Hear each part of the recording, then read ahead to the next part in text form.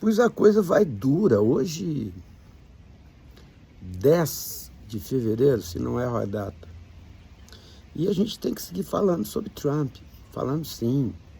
Mas eu não quero falar sobre a taxação que ele vai fazer sobre o aço, sobre o alumínio, coisa que já tentou no governo anterior dele, fez, acabou retrocedendo e, claro, isso aí vai repercutir grandemente, acreditem, contra os interesses dos Estados Unidos. Eu quero falar do Trump, e já tenho dito isso aqui, que se move numa guerra cultural contra o mundo. E não é só uma guerra cultural, ela é uma guerra que também é religiosa. Trump criou um departamento para aferição dos ataques aos movimentos cristãos dos Estados Unidos. Gente, dá para acreditar nisso. Não só fez isso, é um absurdo, né? Como a pessoa que ele colocou para controlar esse negócio é uma fanática religiosa. Tá aí para quem quiser ver. É aquela que fala aquele troço multilíngua, sei eu lá o nome daquele negócio, que é um troço. Uma coisa que do ponto de vista de quem acredita tem que ser respeitado, né? Mas quando as pessoas começam a receber o Espírito Santo na hora certinha do clique, da câmera do celular ligada, é porque nós estamos com um problema, ou o Espírito Santo virou um troço muito do moderninho. Aqui no Brasil já aconteceu isso. Quando o celular estava prontinho, o Espírito Santo entrou no ar. Nos Estados Unidos está acontecendo isso. Junto com isso, eles criaram tipo um índex, mais ou menos como era na época da Inquisição. Uma relação de livros proibidos, que não podem mais estar disponíveis nas escolas, inclusive, diz o tal de memorando, nos acervos pessoais dos professores, né?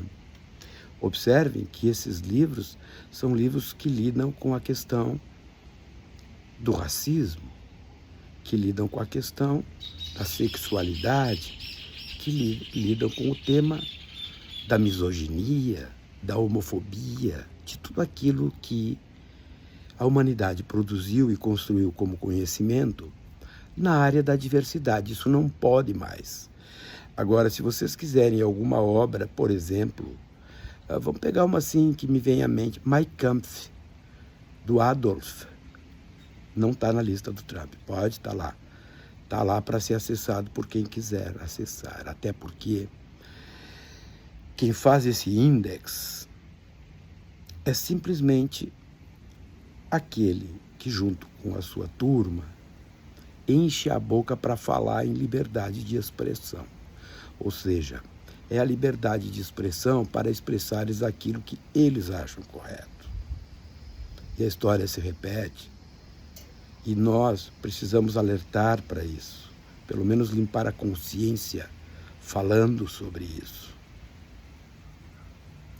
Na década de 30, os alunos nazistas foram para as praças queimarem livros, pilhas de livros. Queimaram Freud, queimaram Thomas Mann, queimaram outros tantos, queimaram, simplesmente botaram fogo nos livros.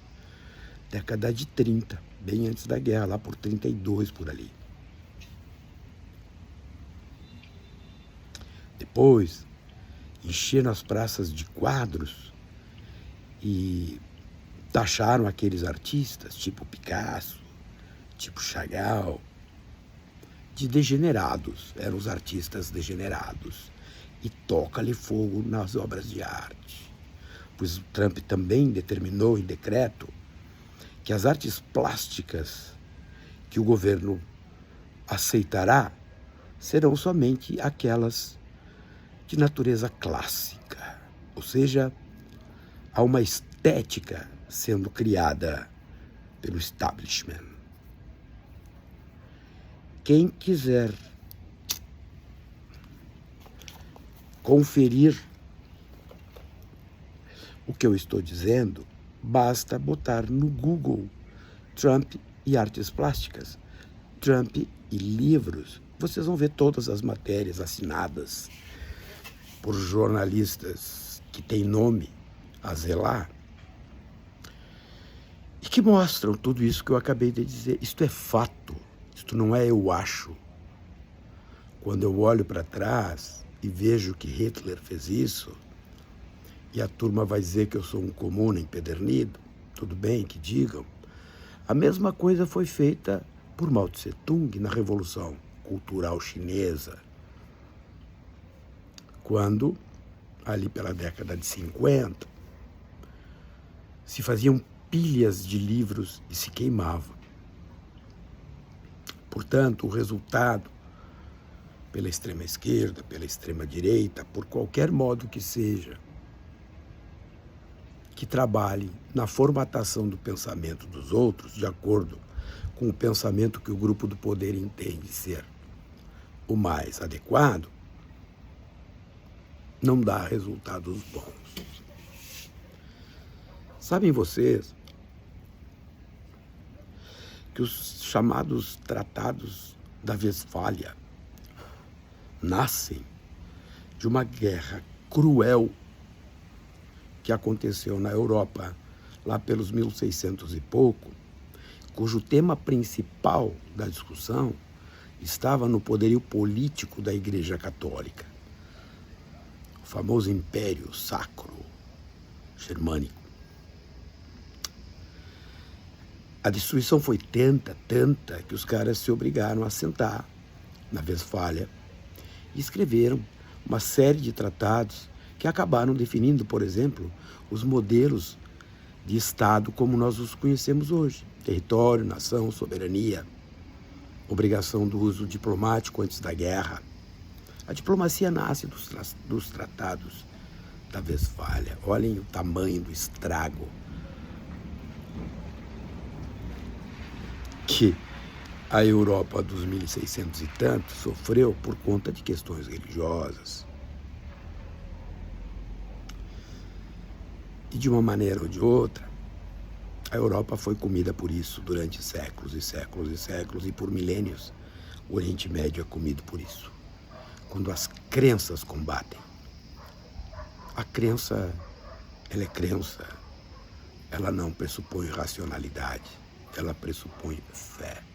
E quando o poder político se movimenta a partir de uma profissão de fé, as barbaridades que podem acontecer são inauditas. Vejam a dizimação dos judeus no Holocausto.